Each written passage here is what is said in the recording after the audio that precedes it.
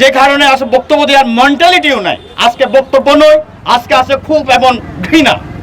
এই ঘৃণা এই সরকারের, এই সাধারণ জনগণের জানমালের নিরাপত্তা দিতে ব্যর্থ এই গণতান্ত্রিক সরকারের প্রতি। এই ঘৃণা এই দেশে অস্থিতিশীলতা সৃষ্টি করে এই দেশকে অকার্যকর করার যে ষড়যন্ত্র, সে ষড়যন্ত্রকারীদের প্রতি। এই ঘৃণা এই দেশের জুলাই গণ অভ্যুত্থানে যারা নেতৃত্ব দিয়েছেন, যেই ধরনের প্রুদা হিসেবে কাজ করেছেন, তাদেরকে বিভিন্ন মিডিয়া ট্রায়ালের মাধ্যমে, মব সন্ত্রাসীর মাধ্যমে, মিথ্যা প্রপাগান্ডা চালিয়ে সাধারণ জনগণের জনবিমুখ করার যে ষড়যন্ত্র, সেই ঘৃণ্য রাজনীতির প্রতি। এই ঘৃণা জুলাই আগস্ট অভ্যুত্থানে জনগণের রক্তে যে জন অভ্যুত্থান সৃষ্টি হয়েছে, যে স্বাধীনতা অর্জিত হয়েছে, তা একক সম্পত্তি হিসেবে ব্যবহার করে বিগত পতিত স্বৈরাচার সরকারের পথে যারা হাঁটছে তাদের প্রতি। আজকে আমাদের এই বিক্ষোভ মিছিলে আজকে দলের প্রতি ভালোবাসা থেকে আজকে আমাদের এই গুরুত্বপূর্ণ সময় নষ্ট করে, বিভিন্ন প্রোগ্রাম নষ্ট করে যে আপনাদের এই উপস্থিতি আমাদেরকে প্রেরণা যোগায়। আপনাদের সবার প্রতি যে এই রক্তিম শুভেচ্ছা জানাই। পাশাপাশি আজকে যে প্রোগ্রাম আপনারা জানেন, আমাদের বিক্ষোভ মিছিল, এখানে সাংগঠনিকভাবে সবাইকে গুরুত্ব সহকারে সবার মতামত নেওয়ার সুযোগ অনেক সময় হয় না। এই বিষয়টা আপনারা সবসময় ক্ষমা দৃষ্টিতে দেখবেন।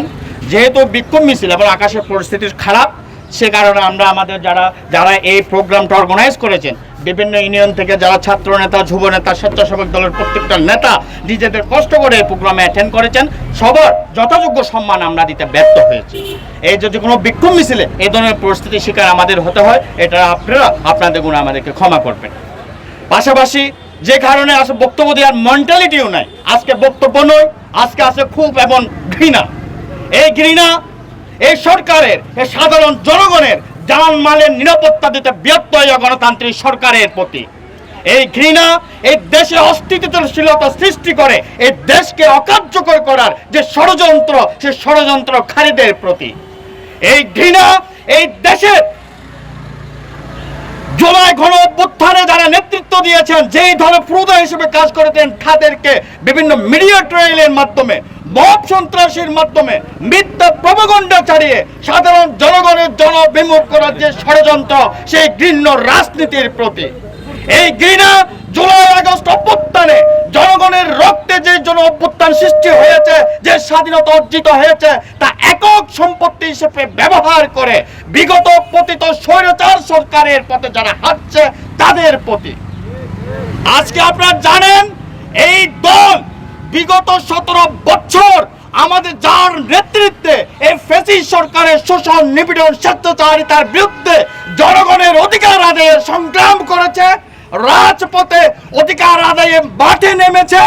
যে দল জুলাই আগস্ট গণ অভ্যুত্থানের সামনে থেকে নেতৃত্ব দিয়েছে এবং এই স্বৈরাচারের পতন ঘটিয়ে স্বাধীন বাংলাদেশের নতুন সূর্যোদয় ঘটিয়েছে, সেই দলের ভারপ্রাপ্ত চেয়ারম্যান আমাদের দেশ নায়ক জনাব তারেক রহমানকে নিয়ে যে কুরুচিপূর্ণ মন্তব্য করা হয়, তাতে এই দেশের জনগণ বিহ্বলিত হয়েছে, এই দেশের মানুষ আশ্চর্য হয়েছে, আমরা স্তব্ধ হয়েছি, এই জাতি স্তব্ধ হয়েছে।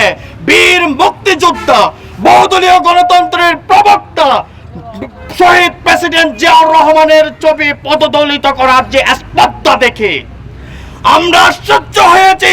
বিএনপির কার্যালয়ে ককটেল বিস্ফোরণ থেকে আমরা এখানে স্পষ্ট করে দায়িত্বহীন ভাষায় বলতে চাই যে যারা পিআর পদ্ধতির মাধ্যমে স্বৈরাচার সরকারের পুনরাবৃত্তি পুনর্বাসন করতে চায়, যারা দেশে অস্থিতিশীলতা সৃষ্টি করে এই দেশের নির্বাচন বানচাল করার জন্য বিদেশের ষড়যন্ত্রের দূষর হিসেবে কাজ করছেন, যারা এই দেশে বিএনপিকে বিনষ্ট করে ইসলামে দেশের মানুষের ইসলামের প্রতি যে আবেগ, যে ভালোবাসা, তাকে কাজে লাগিয়ে নিজেদের স্বার্থ সিদ্ধির জন্য যে নোংরা রাজনীতি করছেন, জনগণ তার জবাব দিবে।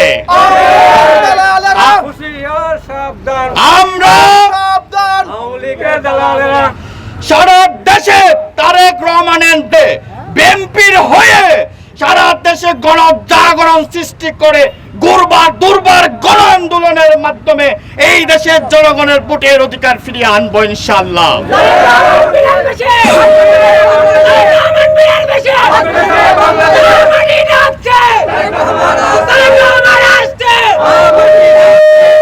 সর্বোপরি সবাইকে ধন্যবাদ। বাংলাদেশ জিন্দাবাদ, তারেক রহমান জিন্দাবাদ, ওবাম কদর চৌধুরী জিন্দাবাদ।